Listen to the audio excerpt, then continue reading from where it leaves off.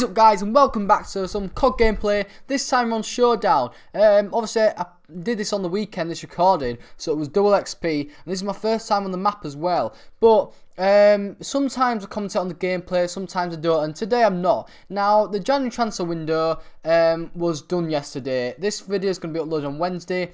I am doing this and recording this audio on Monday, so currently it is the 30th, so I don't know if any transfers has happened on deadline day yet.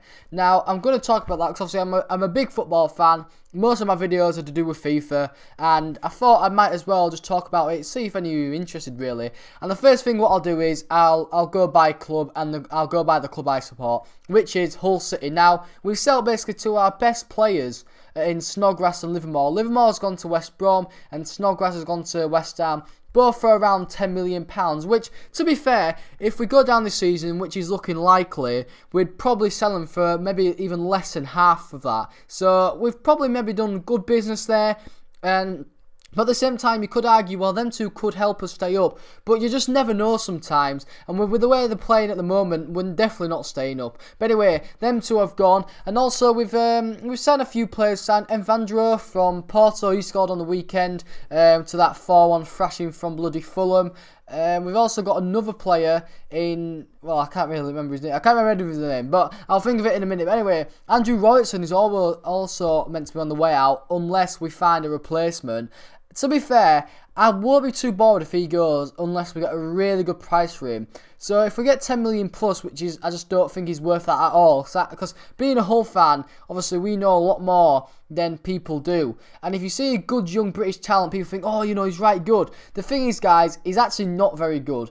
Defensively, it's a left back, and offensively is worse than going forward. So, you know, for me, I just won't know where to play him. So the thing is, he looks like he's on his way out. And today, well, Monday, our manager Silver said that we might want 3 or 4 more signings. So you never know; it might happen, it might not. But anyway, one of the more signings we have made is striker in Niasse. He has come from Everton on loan.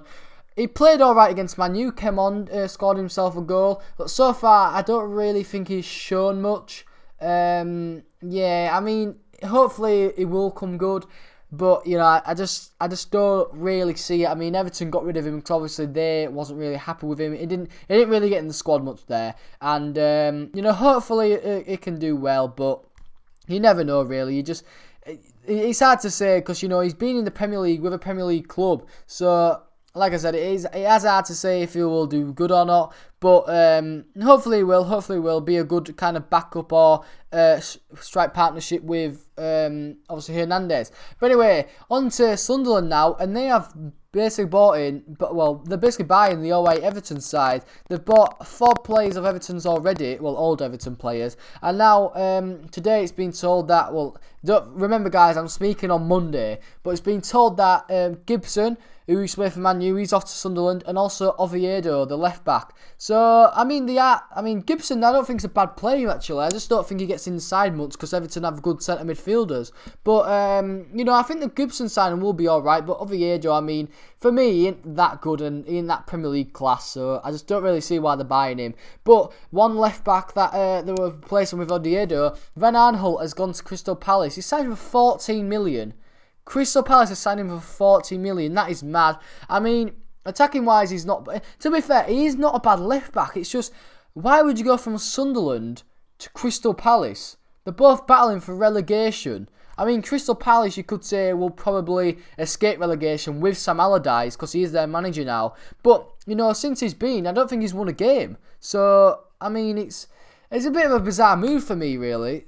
I just don't see the point. I mean, you go into a relegation club to another one. It's just, for me, probably just because of the money. So, you know, that happened today. And also, I don't know why, but Chelsea have been in for Craig Gordon. I mean, I don't think he's a bad goalkeeper. I haven't seen much of him in a while because I think he went abroad, didn't he? But he's now at Celtic and they're bidding 4 million for him. I think it's for a replacement, obviously, for Begovic because he's meant to be off to Bournemouth. They really want him as a replacement for Boruc. So, you know, that might happen. But I think Celtic are holding out and trying to hold on to him. The thing is, you know, I don't think it'll happen, to be fair. I think Begovic needs to move for that deal to happen. And also, you know, Celtic might... I don't know if they have a replacement or not, and they might get a lot of money out of that deal. But anyway, on to the last one, and it is the obviously the troublemaker, Payet. He has finally moved to Marseille for £25 million. That is a lot of money. I mean, West Ham only bought him for 10.